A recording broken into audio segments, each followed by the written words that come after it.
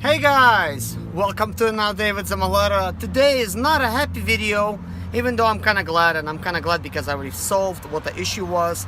Let me kind of show you what that was and give you guys some advice if you're driving a Sprinter, kind of like how to stay prepared. And I wasn't really prepared this time, and I have some advice if you're not prepared, kind of like what to do. So anyways, what happened? Look at this.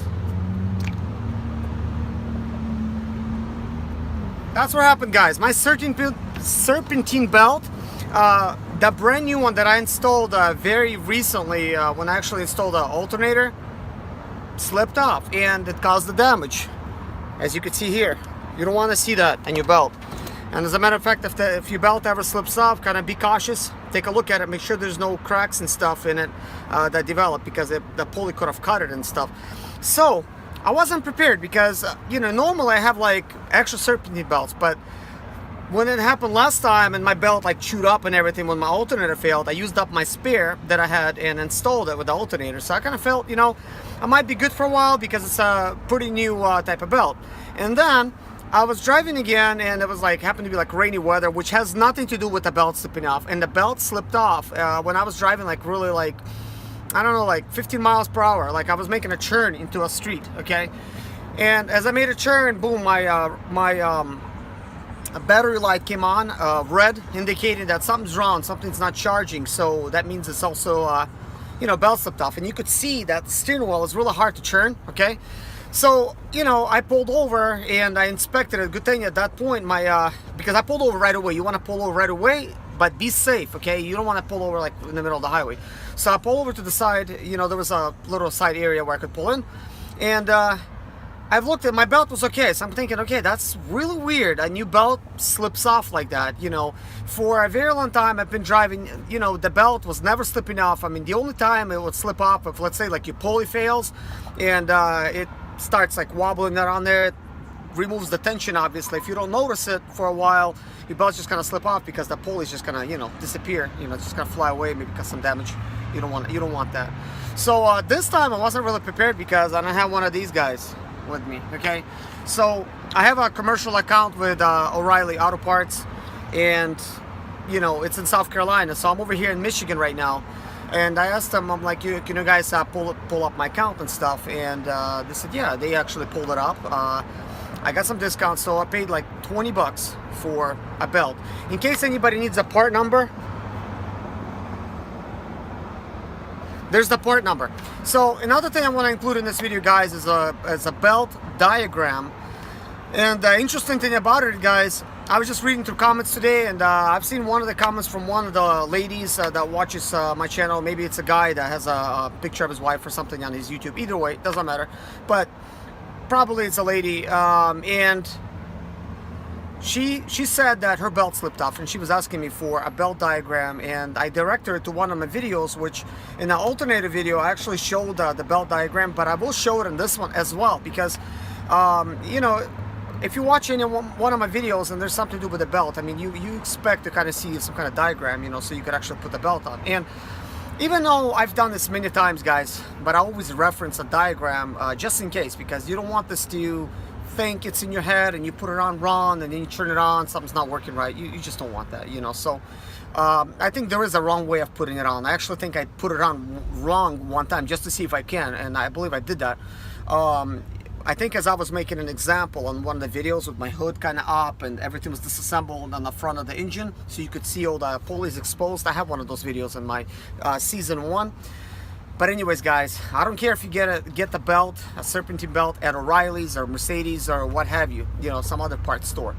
Just have one. Just have a spare one with you, because belts will fail. This is one of the things, the major things that happens is when you're driving, something's gonna happen. Like with a pulley, that's like a serpentine pulley, a tensioner pulley. It could have been like an alternator pulley.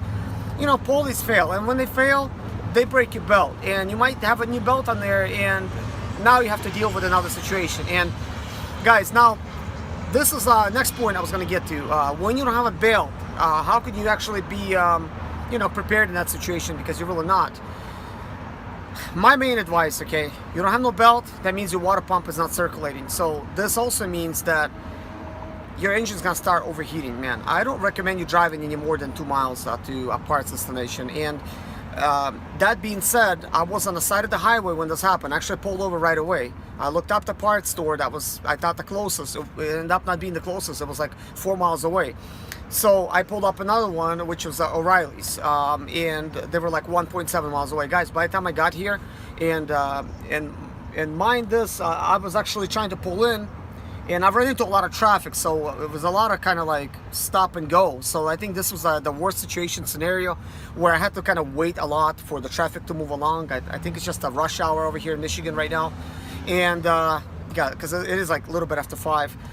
So yeah, like I wasn't monitoring the temperature gauge, because usually I do, but you know, I received a phone call which I end up you know, telling the person I'm going to call him back, but I'm not sure where my temperature gauge was. It was probably just a little bit above where it should be, but by the time I parked over here in the parking lot, the water started coming out of the radiator, and the place that it's escaping from, this is another thing I have to solve. It's escaping from the plastic fill tank, you know, where you fill it up over here. As you notice, that little plastic, it's kind of like sideways, and it's like glued in there. So I think that glue that they've used, it's no good anymore, because this van already has 1,139,000, believe it or not, guys. So this radiator is original. I never replaced it.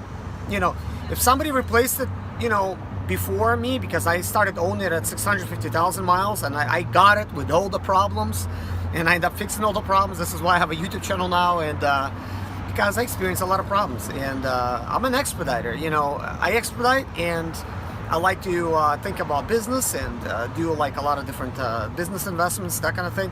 So this is a perfect environment for me. I could be driving, and I could be solving all these other things that I'm into, like financially, whether it's investment or checking stuff out and stuff, because I could do that, you know.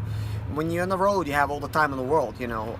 If you're at a regular job, you can't do that, because you got to be focused on your job.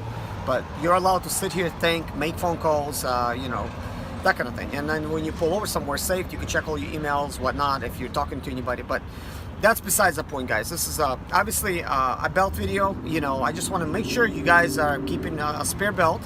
Another thing I want you to have is spare pulleys, and you want a tensioner, the actual tensioner with a pulley as well. That's a little bit different pulley. It does not have any grooves, so you want one of those in your van, guys. Whatever you do, please have that, and the actual pulleys with the grooves in them, you know, have like at least a couple. You could go online and pick them up somewhere, like one of the parts stores. If I'll basically, in the later video, if you're watching, look at the bottom. I may include some links at the bottom of the description, some of the places that I think, you know, has good pricing on these type of parts, because I'm all about saving money. If I could save money, I'm happy. If I could save you money, then you guys are gonna be happy. And when I get those nice comments from you guys saying, hey, thank you for helping me, your videos are great, it helps me out, man, it makes my day.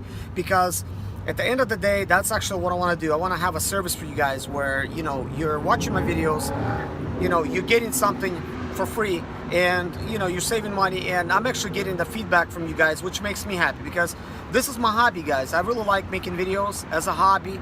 I would like to make it a little bit more professional for you guys, and have videos that's a little bit more prepared, because normal videos that I do, I pretty much wing it. I just, you know, just like this one, you know, I don't have to really prepare, because, you know, I understand what I'm talking about. But some stuff I don't understand what I'm talking about, then I will not make a video on that. But I could actually talk about something that I just researched and just prepare myself and to explain it to you guys better, because I'm very good at solving problems, you know. And one of the things that I'll tell you is, in case you're an entrepreneur, okay, part of being an entrepreneur is entrepreneurs, they find solutions to the problem.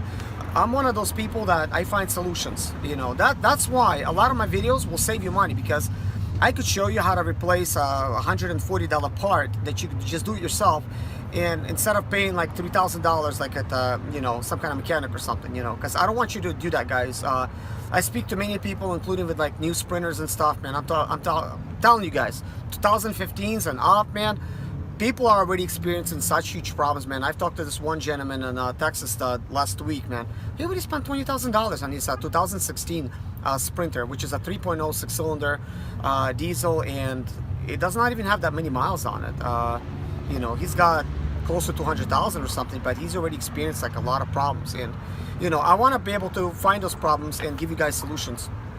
One other thing, it's just gonna take 1 minute of your time. I do want to ask you guys, if you stayed this long, I do want to ask you, for the rest of the year and probably even beyond the year, I'm going to be doing nothing but expediting. So I'm not going to be a lot at home trying to fix up my stuff. I will be if I'm at home, of course, working on stuff like that, but I cannot stay home and, you know, for weeks at a time, you know, to try to work on stuff, you know, because I already have two sprinters right now. I decided not to sell my other one that I had it listed because it's a good spare sprinter for me. It makes no financial sense for me to really sell it.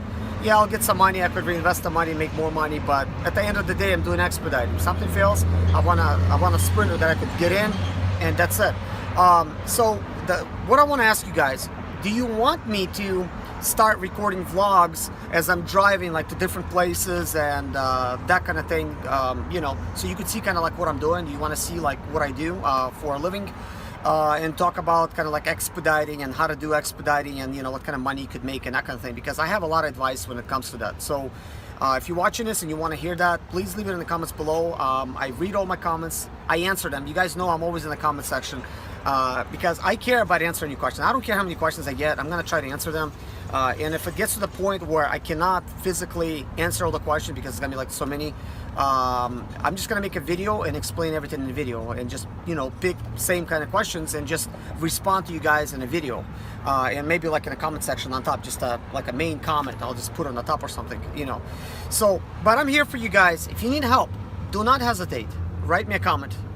I don't care what video you write it on, I'll respond to any comment on any video. I don't care if it's a different subject than what the video you've seen. If you think of a question that you have, ask immediately, because you might forget this question and then you're not going to remember what you want to ask me. Because chances are, I don't have that on my channel, even though I have many videos, and I could really help you by putting it on there. Also, like another thing is, I am preparing to make a lot of videos on 2007 Sprinter, its problems and how to avoid them and how to solve performance issues with that, because I used to have that vehicle for 2 years. I've run into a lot of problems, so I have a lot of information on the 2007s, guys, and 2002s. Believe it or not, I had a 2002 for a couple of years too. So 2004s, 2006, I'm the best at it, you know, on those. I'm not gonna say I'm like better than mechanics that's out there, but guys, I already prepared everything. You already seen I did rear differential, drive shaft, man, engine, transmission, electronics. I mean, what else, you know, can I do? I mean, it's a lot of stuff. I already covered a lot of stuff on the channel. I mean, I could still give you guys plenty of great advice that's gonna save you money, and I'm gonna continue to do that because I want to bring value to you guys. Those of you that watch my channel, man, you guys are awesome, man. It's such good support, you know, from you guys doing that, man. I really appreciate you guys for sticking with me and watching some of my crappy videos, and you still like them. I'm surprised. I have some crappy videos on my season 1. Bad choice of music, and now I'm kind of like, I'm split. Should I add music to my videos? Should I leave them without no music?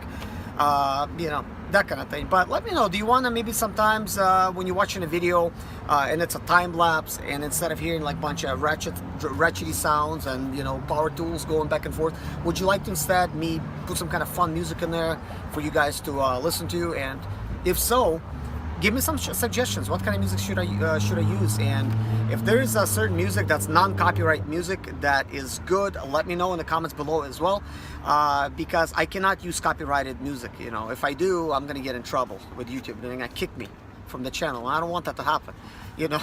So anyways, guys, take care of yourself, stay safe on the road, you know, and be careful. And any questions on sprinters or expedite, please always comment below. I'll help you guys. Take care. God bless you. Bye-bye.